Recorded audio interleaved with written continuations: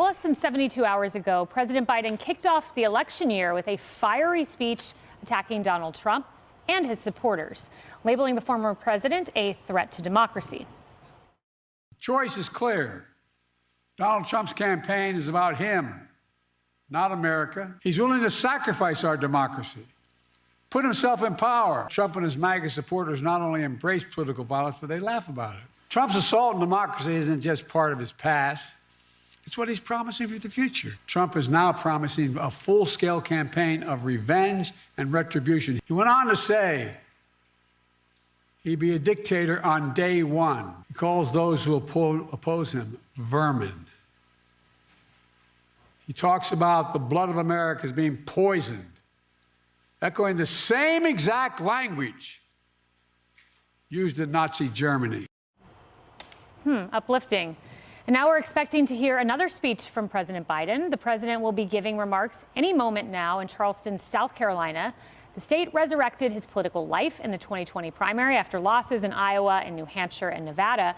And it seems his campaign is flatlining and needs a jolt.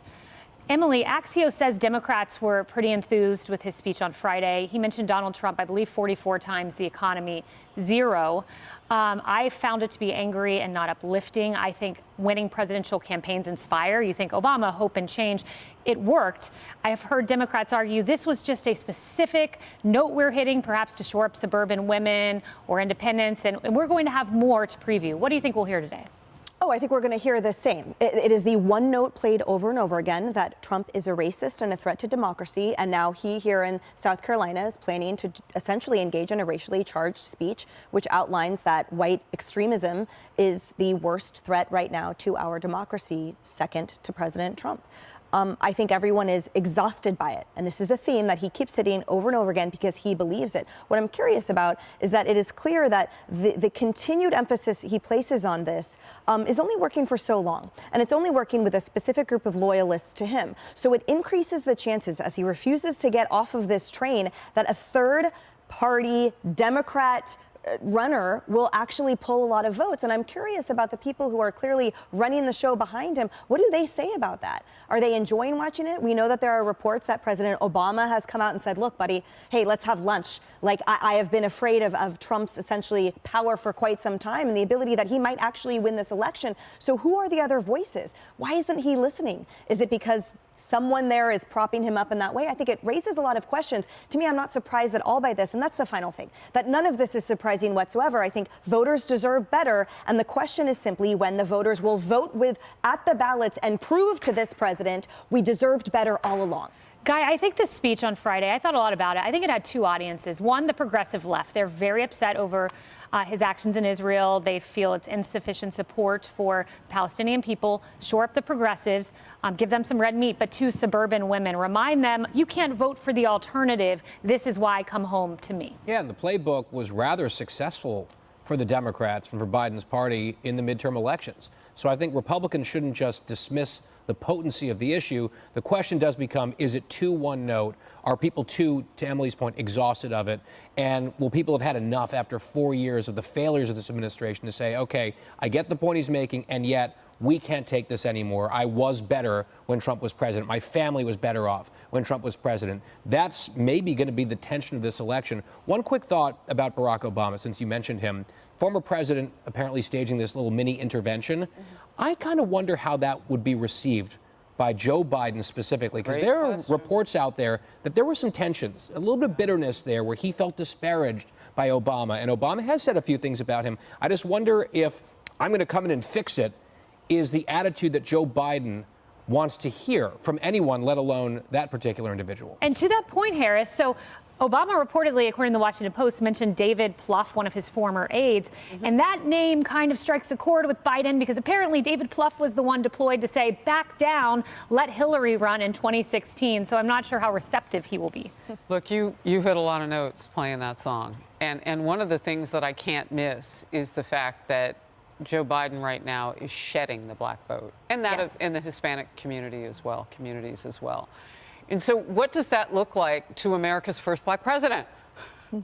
Maybe a way he can fix it, because that was your wording. Can he fix it? That's just one of the areas. look, Biden is going to walk into Chicago where black residents are upset because their resources are being usurped by illegal immigration. Biden's going to walk in there for the convention this coming summer. Good point. I mean, this is a hot mess sandwich. You got to pick something other than your Bidenomic policies. Look, Obama's probably saying it. Behind the scenes, maybe they're saying it. Axelrod's saying it publicly, David Axelrod. Democrats are looking at this and saying, you got to pick a sure thing. And what do they pick? Hate Donald Trump. That's got to work, right, guys? I mean, isn't that what worked last time? And this is why those two men need to debate. Because America shouldn't be hinged on who hates one more than the other. It's about what makes us better as a country. And we need to hear somebody say that on a stage with the other guy saying that. And who is that going to be? So we need this. We need it. As soon as there is a primary, whoever is decided and comes out on the other side, Biden seems to think he's anointed himself to be that person for the Democrats. He better get ready because he's going to have to debate that other side. America deserves that. They do. And Rebecca, there are some smart Democrats who are saying this simply isn't enough. A lot of them in Obama world. And there have been all these pieces of people saying there's alarm bells. But I want to pull up this New York Times Magazine cover. Here you'll see it. And the headline is really interesting. Alarming calm. That's how they describe President Biden. The calmest Democrats in the country, they say, are his campaign. They think we've got this. All we have to do is hate Donald Trump, perhaps not realizing their own infirmities, like First Lady Jill Biden having to constantly help Biden off the debate stage where he seemed confused. Well, it's also incredibly patronizing that Joe Biden thinks he's going to go in and he's as Harris pointed out, he's losing the black vote, so he's going to come in and whip them up on racism and Donald Trump. Why not talk to them about the issues that black Americans care about, which happen to be the same issues that many of us all care about, which is the economy, jobs, the illegal immigrants coming in. And it's not just that that they are, competing for jobs, but it's creating really, really difficult situations just in the area from crime-wise. These are the issues that black voters care about, and Joe Biden isn't going to be, to the extent that we can tell, going to be speaking on these issues. It's back to firing people up, talking about racism, talking about Donald Trump. No doubt about it. It is an interesting playbook. We will see if it works.